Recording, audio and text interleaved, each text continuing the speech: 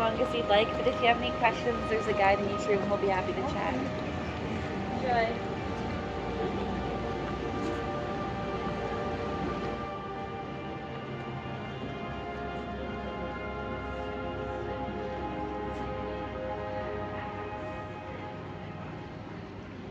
Okay, so let's start at the beginning then. I'll just refer to mine. So before they actually entered Limbo, Dante like is in the forest and he hears the screams, the yells of those who are in hell. But then when he enters Limbo, it's more so just constant sighs because they do not suffer. They just dwell in Limbo with no hope of progressing to heaven. Apparently, Dante asks Virgil if anyone has ever left the Inferno or left hell. So Jesus did actually come and he saved a few souls from hell. One was Adam, Noah, and David, and they're all from the Old Testament. And also in Limbo, there are other various Roman poets, such as Homer and Ovid. You know, Homer obviously wrote the Odyssey and the Iliad. And so yeah, so again, it goes back to Dante's reverence of Roman poets, and he actually kind of puts him on the same, like he puts him on a pedestal in a way, but then he also kind of equates himself as being on par with them, or even better than Roman poets. You'll see that later in Purgatory as well. Okay. After like the introduction of indulgences for the church, so which that goes back to again one of Dante's grievances of the time was how the church has been corrupted via politics, wealth, that kind of thing. So again, that's a motivation for his work. And again, he does explore, like he uses references to the past, but also contemporary references to politicians. He has a big issue with, I believe, Pope Boniface VIII, I believe. Again, it goes back to just how the church has been corrupted by this idea of wealth and this exile, which is actually really, it's kind of it's an important detail because he uses that as like some of the characters within hell, in Inferno and in Purgatory. No, in Inferno and in Paradise, they will tell Dante, the character, not the poet himself, of his upcoming exile. And then they will say that he has to record it. So throughout Inferno, constantly Dante's worried that he cannot actually describe everything that he sees.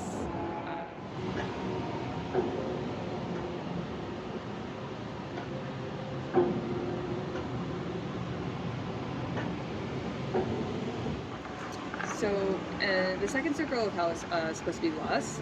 So the souls are endlessly blown about by winds. Dante actually meets two souls here. He talks to two souls. One is Francesca and the other is Paolo, if I'm pronouncing that right. Anyway, Francesca fell in love with, she was married, and she fell in love with her husband's younger brother, Paolo. And they were actually reading a book about the love affair of Lancelot and Guinevere, and that inspired them to kiss, and so eventually they had like a love affair, and Francesca's husband obviously was jealous and killed Francesca and Paolo, and that's why their lustful affair brought them to. And this is the husband? Oh no, this is so that's Charon. He's the one that is like the ferryman. So he's the one who takes the souls to where they get judged. Oh, he's a boatman. Yeah, and actually, I'm not entirely sure, but this figure in Purgatory, there's a similar image. It could be, I'm not sure because I'm only given so much information. I kind of have to like make my own kind of assumptions, which again is very much like this whole exhibition is very much like that, where you kind of have to, it's very suggestive in a way, but it kind of looks like Saint Lucy, who is in Purgatory, in one of Dante's dreams. You'll see her later on. Mm-hmm. But I'm not entirely sure. Like, that's just my guess. I'm not nerdly in hell, I'm usually in Purgatory, so. And this is a moment of orgy? In dark. Yeah, so this would be part of like the sin of lust, I believe. So we move on to Minos. Again, is a reference to like Greek mythology, and Minos, he's the one who like acts as a judge, and so he will sentence the souls to the appropriate level of hell, which goes to like which sin they committed and the severity of it. This again goes back to like Dante and the theoretical idea of God's justice, which he does question in Paradise. Throughout the entire thing, there's this whole thing about divine justice and then earthly law as well. But apparently that's supposed to be like a tale, and in the book actually it like wraps around himself, and the number of times it wraps around is where is an important. It's fallen angel basically here lost his wings, right? No, he's not an angel, so they're not actually wings. It's just supposed to be like Minos was again like a character from Greek mythology. Sorry. So this would be Cerberus is kind of like the gatekeeper of the the third circle, and so throughout this entire time, Virgil he kind of has to he uses his words to allow Dante to pass through certain areas because he's still immortal, right? So he's not actually supposed to be in hell. So a lot of guardians of certain realms, like Cerberus here, they will try to like stop him from progressing. But Virgil's like, no, it's the will of God. And the way that they get past Cerberus is by Virgil will throw dirt into each one of the mouths of Cerberus. So for each of the dogs' heads. Dante describes so these are supposed to be the fourth circle is greed. Again, you'll see that in Purgatory. And it's associated with either Pluto, which is the Roman god for the underworld, or it's also Plutus, which is associated with wealth and money. So Dante describes them as constantly crashing into one another. He also says that some of them have bald heads. So he asks Virgil if they were priests in their earthly life. And Virgil says yes, that they're hoarders of money. Again, that goes back to getting indulgences from people to repent their sins. And the others are spenders. And again, that's revisited in Purgatory. The fifth circle is anger, and you see like two lights atop a tower, a beacon, and the light is signaling their arrival, and a boat is coming to cross the river Styx. There is a soul that tries to approach or tries to grab onto the boat, and supposedly it's Argenti. He says like some words to Dante. I don't remember what they are, but after Virgil kind of casts him back into the river, Virgil says, "Many who strut like kings shall wallow hog-like in the mud." So the river Styx is pretty much like this muddy water where all the souls are constantly fighting each other, and Argenti actually ends up biting himself and hurting himself as well. So then we get to the world Dis, and so we have the Furies here, which again, the Furies go back to the Greek mythology. There's 3 of them, and they're covered in blood with snakes around their brows. So again, they call upon Medusa to, and Virgil warns Dante not to look at them, because if he gets turned into stone by Medusa, then he's forever stuck in hell, essentially. It's a lot of Greek stories. So then we have, So the heretics are just people who don't speak against the church or don't believe the church, and the tombs are actually open and they're supposed to be engulfed in flames. So the flames would be like the red here, and there is one that's cloaked in like in this white sheet. Dante asks Virgil if he can actually see the souls, and Virgil says he can, but Dante cannot.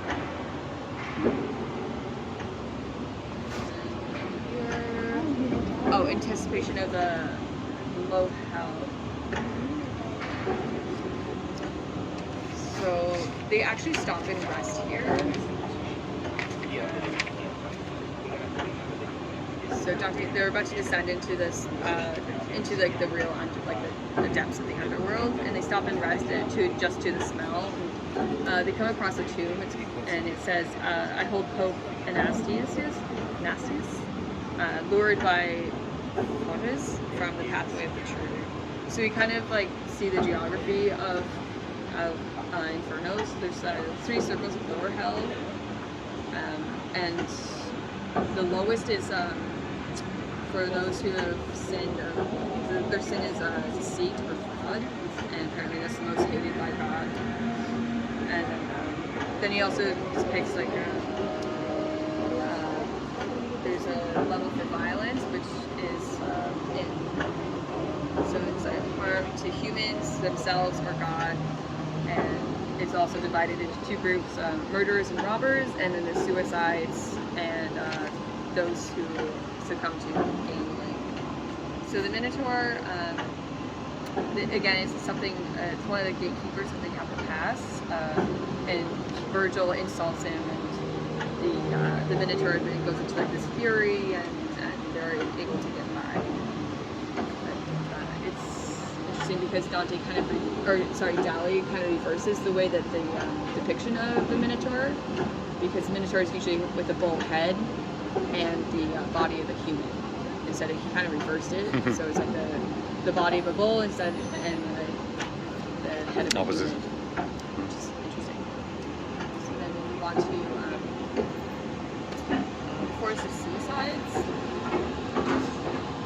So these are souls that obviously have committed suicide on Earth, and Virgil actually tells Dante to pluck one of the branches, and because Dante hears these voices, but he doesn't see anyone.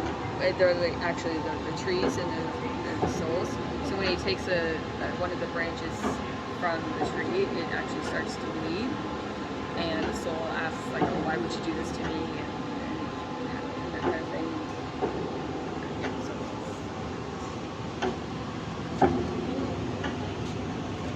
And then we have the blasphemers, which is the 3rd ring.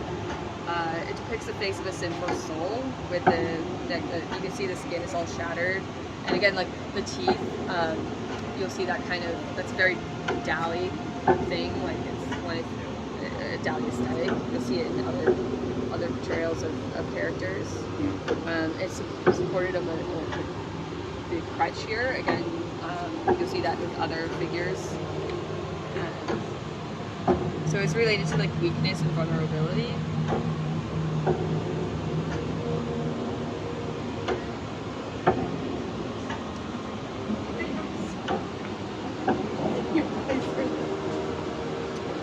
Sodomite.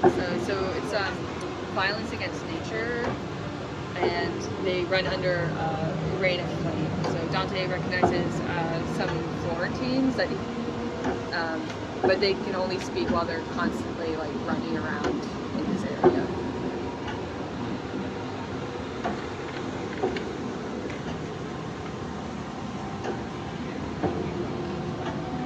Oh, okay. So the waterfall is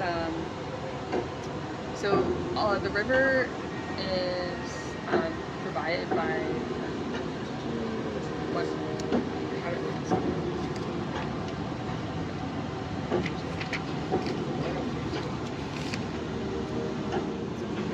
so the source of all of the rivers of hell is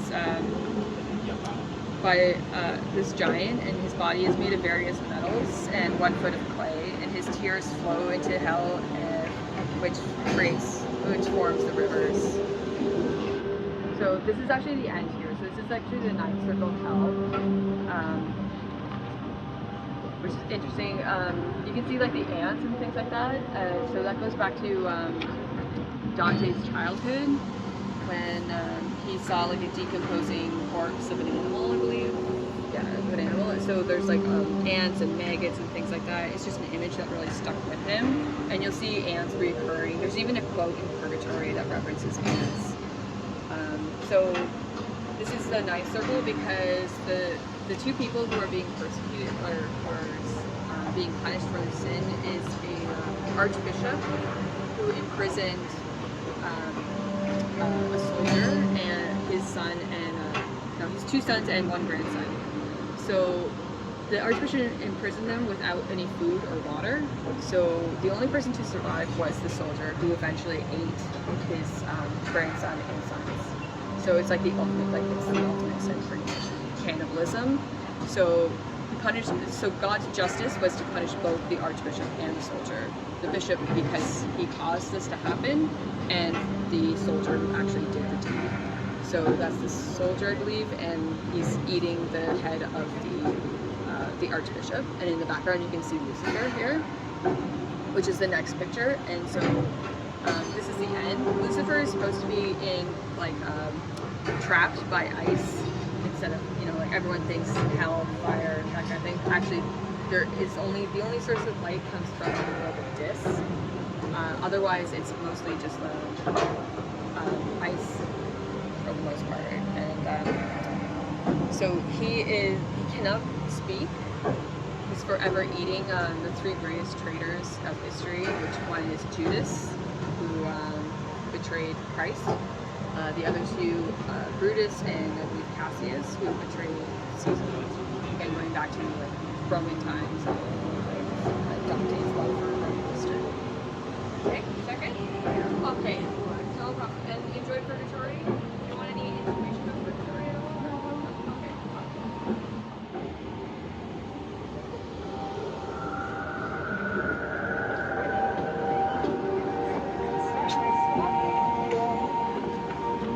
Once you're done with this one, you can take it here and do it all the way down again.